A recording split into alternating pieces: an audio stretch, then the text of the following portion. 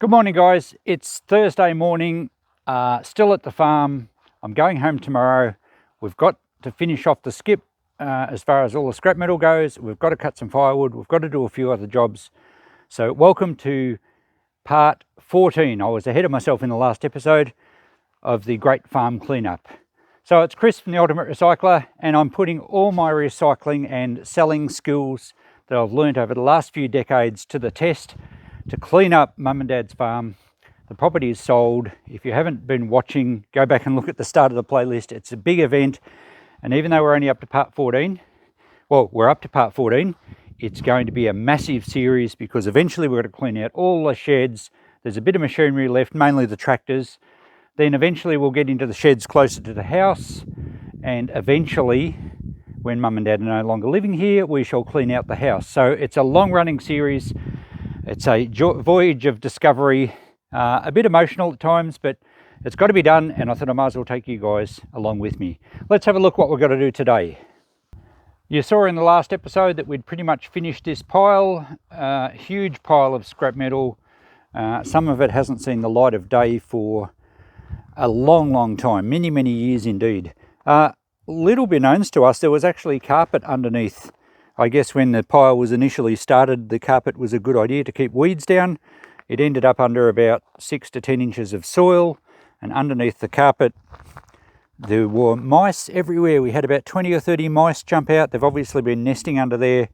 We do get a lot of mice and rats around here because of the grain. Of course, it's a wheat or cereal farm, and also the chook sheds just there, so there's always feed around for the mice. And there's a lot of rats around this district, and I think a lot of them come from the huge grain silos that you can see in the distance. So we're not far from town here, and I guess there's a healthy rat population right around the district. I've been pulling out some bits that I want to keep. I found another wheel. When I say keep, they'll be going back to the shop to be sold. I had one of those old truck rims a little while back. I turned it upside down and sold it as a fire pit, and I think I got $30 or $40 for it, so much better than scrap money. Pieces of old railway track always sell well. That's an old piece. It looks like that's a date of 1889, which probably would be right. The rail initially went through here in the 1870s.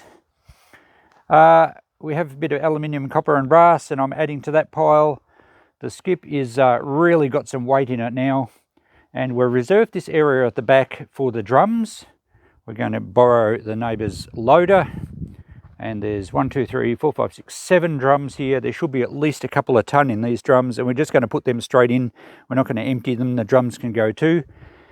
Then there's a few heavier bits to go with it, and we shall then round up other bits and pieces all around the yard just to fill the skip up. I reckon we're going to get 10 ton in there. When I quizzed the scrap guy, he said, we usually get about 8 ton in them. I'm guessing we're going to get 10. So let me know your thoughts. But there's certainly some heavy stuff in there. I mean, there's some car rims and things that aren't overly heavy, but there's engine blocks, there's some solid steel. Some of these round pieces aren't actually pipe, they're solid. So there's going to be some good weight, and we'll top it off with some old gates that are rusted out. And I think I've mentioned that this stuff's going to the local transfer station, which we can drop off for free. And this whole area now along the fence is looking rather nice. The chooks are helping. They're scratching it all around and levelling it out.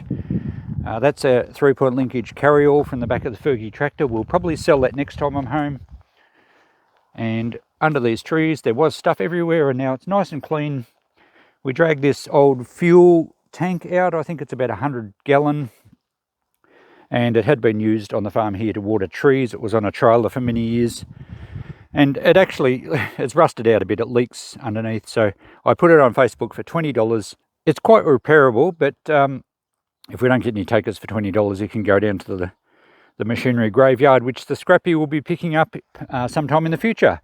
So we have cleaned up a lot of stuff. There's still a few things there to clean out. The ute and trailer are loaded with some rubbish that has to go to the local tip. So yeah, we've made a fair bit of progress. All the rest of the crew are in town at the moment. We were going to attack the wool pile this morning and bench up some wood, but we've got a problem with the drive belt, so we'll have to fix that. So we better get on to some of these jobs. All right, we're looking at the end of Thursday now. It's not much of a sunset tonight. The clouds have come up. I've been gathering some more scrap things, aluminium wire, an old pump. That was a solar pump that I took apart. We took the rest of the tip. We did try to get it going actually, but it wouldn't. Yeah, it was all seized up and it wasn't worth the effort. So yeah, we've processed that. The galvanized iron that was up here before, all the sheets of tin have all gone. And I gave the people some other stuff we had on another pallet and a few bits down the lane. They were very happy with that. So we're doing another walk around. Sorry I'm not giving you much action this time, guys. We've been flat out all day, and because I've had other guys here like my brother and my son Steve, and also my youngest daughter Melissa, they've all been working like troopers, and I've tried to be the coordinator as well as lifting and moving a lot of stuff myself, and did a load of the transfers to the local tip, the load of rubbish on the trailer, so we got rid of that. And Steve went over and got Ross's loader, and we managed to lift the last of those drums up into the skip. And we did tackle some of this pile here. We didn't get it all done. I might try and do a little bit more in the morning, but at least we tackled a bit of it. I must pick my grinder up before I leave it out. But anyway, yeah, these videos are just going to be a walk around and show you what we've been doing, because I don't have time to film during the day. There's things going everywhere. So you can see it's looking quite organised and neat. Let's go and have a look at the skip. I think I can officially call it full. And I'm thinking we've got a really good weight in here. Hopefully the scrappy is very surprised. How's that look? It's full. I mean, there's a lot of tangly stuff on top, but there's some enormous weight in there. A lot of these old plough shears do add up to a lot of weight. There's a lot of solid stuff in here. As I said earlier, it's not all just hollow pipe. Let's have a peek in the other end. And we've got, you can see some of the drums we lifted in complete. I think we've got 4 drums in, might have been 5, and then we just tipped the last 2 over the top because they wouldn't fit in. And then we've been just putting a lot of pipe on top and some old gates. So it's a good load. I'm going to be really curious to know what it weighs. As I said, I'm guessing around 10 tonne. We'll see how we go. And this is the pile of light stuff to go, and this is the beautifully neat area that at the start of this video, well, the start of last video, didn't look so neat. So next thing to do now, since I'm going home in the morning, I've got to back the van across here and load up this stuff that I'm taking back with me. All the drums here are empty, so we'll leave those here, and I'll probably try and get rid of those next time I'm home on Facebook, probably just for free. So I better get the van over here and load up before it gets dark. I've already started putting a few things in. We've got 3 sets of harrows in there and a gate. And in amongst the scrap pile, we found this old frame, and I do remember it from years ago. I'm not sure where it came from. It wasn't made here, but it's designed to take a couple of large wheels. I think probably a 27-inch bicycle wheel on each side. And it's got a little tow bar, so it's basically a little bike trailer. And it would be pretty easy to line with timber. I don't know if it used to have a box that fitted in there or something, but that was too good to throw in the scrap bin. So I'll take that back to the shop, and I might even, I've got a couple of old bikes there, I might take the front wheels off them and put the wheels in this frame and see if we can get something like $50 for it. I reckon someone will see value in that. Starting to run out of light now, but I've just picked up everything that I'm taking home, and the van is looking like it's a pretty junky load in there. I think hope you can see in there. Mostly scrap, a little bit of stuff to sell.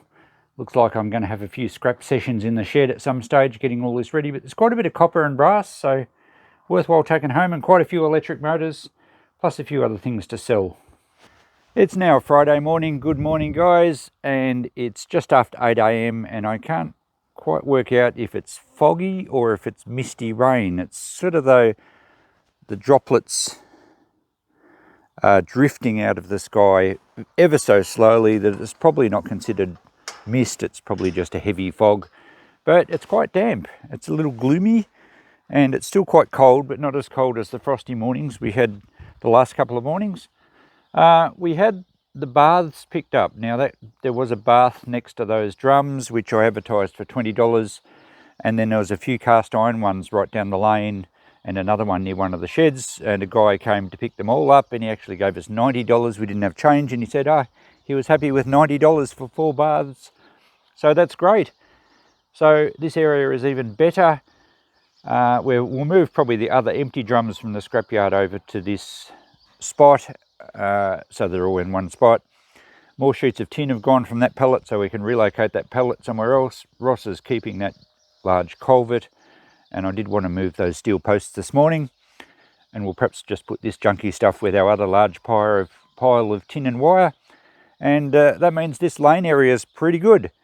Now, disappointingly, we didn't get the saw bench going, so guess what I'll be doing next trip? Mum and Dad do have plenty of wood on hand at the moment, but we wanted to start to clear up this pile here. So I will be obviously cutting wood next trip, assuming we can get it all going. So yeah, pretty organised down the lane. Now let's have a bit of a look down the machinery graveyard. If you haven't been following my playlist, we have moved a lot of stuff from down here. I still need to get some wheels, but it's certainly reducing in the stuff, in the quantity, and our scrap metal guy will come and get all the machinery when we give him the nod. Now we do have some more coils of fencing wire we can probably sell. That tangly pile will probably be moved to the other lot of wire. And here we have just some gates and some old binders, and some of those, as I've mentioned, do have the wheels underneath them that I want to grab, so we haven't got back to doing that yet. So there's a fair bit of scrap steel here. We probably won't get another skip because most of this is larger stuff. Oh, I did drag this out one other time when I was looking for something. It's a 3-point linkage channel cleaner, I guess you'd call it. And it's a little damaged, but I think that's probably worth putting on Facebook. I reckon someone would buy that. It's probably a bit good for scrap metal. So there's a bit of stuff everywhere. The sheep have been through here quite a lot, and they tend to drag things around and make it look a little messy. But there's a fair bit of weight of scrap metal down here. And as I said, we probably won't get another skip because most of it's large. I think the scrap metal guy is planning to bring an excavator and a truck and sort of smash it all up as best he can and load the truck. So he might do a few loads. We were going to grab some shorter, smaller stuff from down here if we needed it to fill the skip back in the yard. But as you saw, we had no troubles filling that, and there's still other scrap in the yard, in the sheds around the yard. But yeah, we won't get another skip, I don't think. I may end up loading some of it in my van and taking it to Melbourne down the track. Anything that's sort of small and heavy, just to add to a load of copper and brass or something. These headers are a big problem, but I think the scrappy can deal with them. So that's, you know, it will be his problem. I don't know if we'll get much money out of it, but we just got to get it cleaned up, so that doesn't really matter. All right, this last thing in the row here, I've actually sold, and there's a guy coming to get that this morning, I hope. We just had $50 on it. It's just the old grain bin off the back of one of our early trucks. I think it was on a Chevy. I don't know what the guy's going to use it for, but it's not really worth much for scrap metal. So hopefully we can get that loaded this morning, and that will be gone, and we'll have another $50 in the kitty. Well guys, I'm back at the shop. It's Saturday morning now. The trip went well home. I got home just in time to help Christine pack up, and we've now just set up for Saturday morning. And it's a bit of a rainy, gloomy day today, so I think we were pretty lucky with the weather during the week. So the trip went well, as I said. The last thing we looked at was the body off the old truck, and the guy couldn't make it on the day, which is fine, so I've teed him up for next trip. So overall, I think it was a very successful trip. A little bit croaky this morning, so I'm not sure. I feel okay. Maybe I've just been yelling at people to do things too much during the week. So we'll finish this episode up now. Episode 15 will follow. Probably won't be for a little while. I'm not going to eBay anything at this stage, but I'll report in when there's something to report. Otherwise, we'll do a trip probably in about 4 or 5 weeks' time. So that will be the continuation of this great farm cleanup. Thanks for watching, guys. We'll catch you next time. Bye for now.